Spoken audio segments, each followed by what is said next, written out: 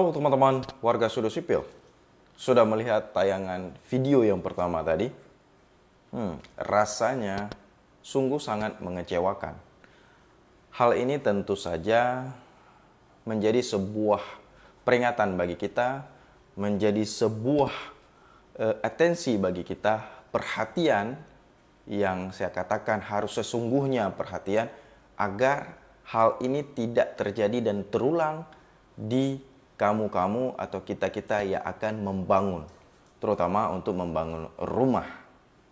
Kenapa hal itu bisa terjadi? Itu pertanyaan sederhana dan poin yang terkandung di dalamnya. Oke, sebelumnya saya jelaskan dulu dari mana video tersebut dan kenapa bisa muncul di Sudut Sipil. Jadi, kemarin di TikTok itu ribut dan banyak yang nge-tag Sudut Sipil.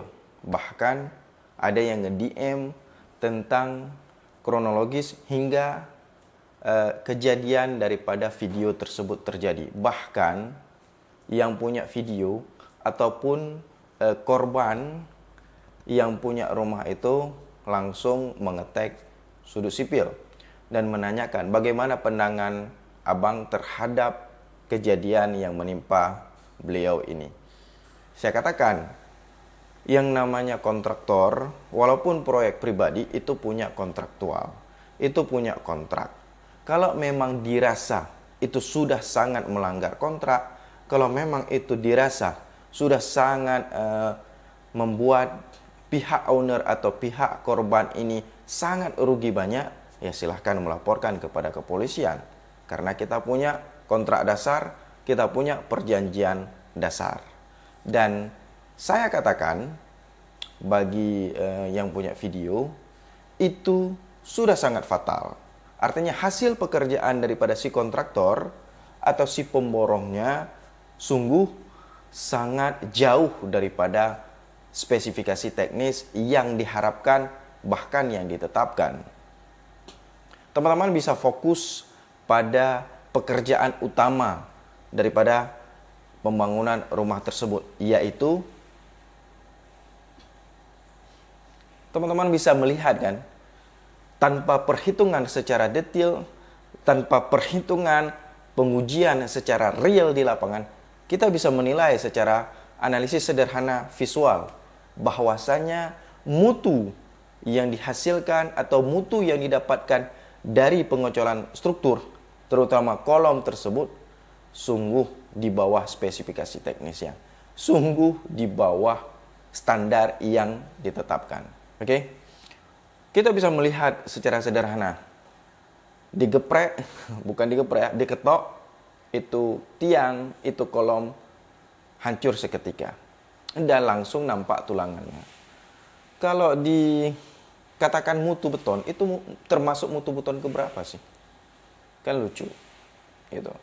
Nah, dan itu, konstruksi seperti itu dengan kondisi strukturalnya beton bertulang seperti itu sangat berbahaya. Sangat berbahaya.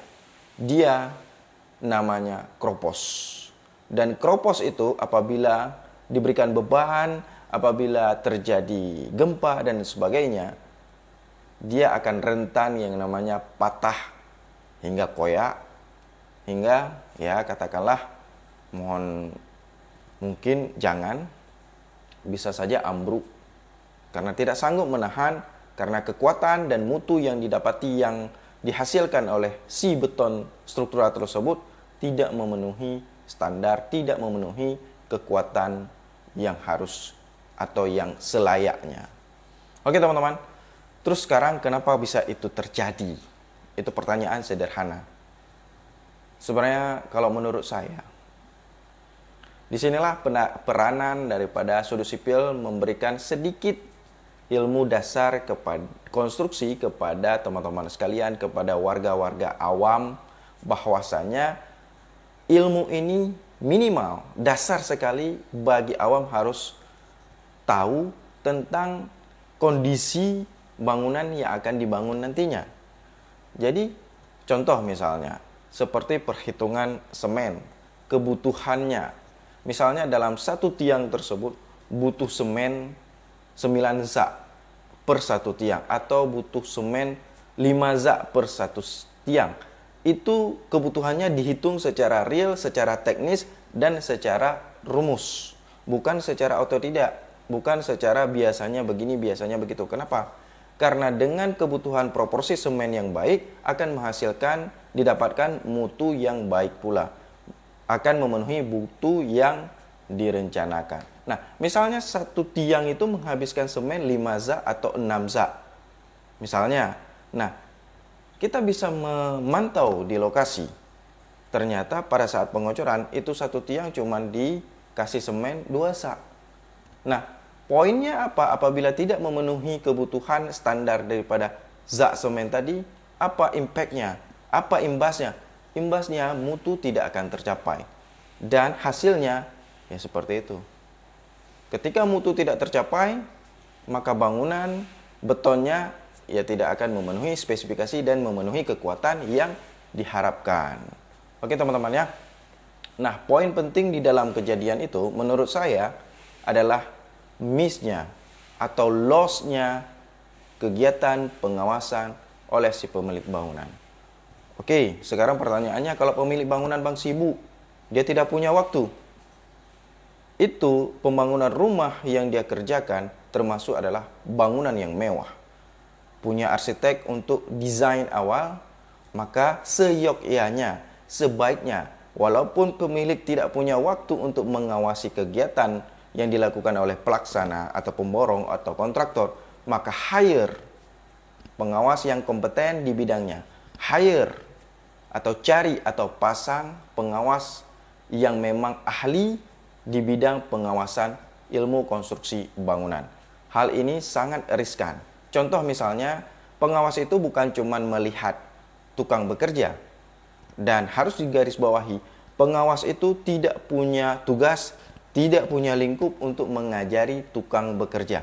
Misalnya contoh, oh gini cara ketok-ketok palu, oh gini cara ngadu, oh enggak. Karena itu, tukang lebih tahu, lebih lihai terhadap kegiatan tersebut. Nah, hadirnya pengawas untuk mengawasi dan mengarahkan sesuatu hal yang salah apabila dilakukan oleh tukang. Contoh misalnya, untuk tulangan pembesian. Misalnya, apabila disarankan dengan 16 besi 16 ulir, maka pasang besi 16 ulir. Jangan dicoba ganti-ganti atau dirubah-rubah pola oleh para tukang. Dan kemudian, si pengawas ini akan tahu mana material yang layak dan tidak layak untuk digunakan. Contoh misalnya, pasir. Pengawas yang berkompeten, yang mempunyai ilmu konstruksi, dia akan tahu mana pasir yang boleh digunakan, mana pasir yang tidak boleh digunakan. Karena pasir itu banyak yang mengandung lumpur, sehingga apabila kadar lumpurnya tinggi, maka pasir tidak bisa digunakan untuk pengocoran. Alias pasir tidak akan merekat sempurna di dalam beton dan beton tersebut tidak akan memenuhi mutu yang direncanakan atau yang diharapkan. Itulah gunanya pengawas di lapangan. Dan pengawas juga akan memantau situasi dan kondisional daripada kinerja si pekerja. Karena di dalam moto ilmu teknik bangunan, ilmu teknik sipil konstruksi, tepat mutu, tepat waktu, dan tepat biaya. Jadi waktu juga akan dipantau oleh si pengawas ini. Apabila memang ada deviasi atau para tukang dan pekerja berleha-leha, maka dia akan memberikan sebuah peringatan atau memberikan sebuah pemberitahuan kepada si owner. Bahwasanya apabila waktu yang sudah ditetapkan direncanakan bergeser, maka imbasnya atau impactnya biaya juga akan membengkak akibat operasional waktu yang bertambah. Oke teman-teman, sekian sharing kita hari ini. Semoga ini bermanfaat dan ke depan mungkin dan mohon agar hal tersebut tidak terulang lagi. Ya, kasihan, itu rugi banyak dia. Bahkan menurut TikTok videonya lagi, itu hingga miliaran dia rugi.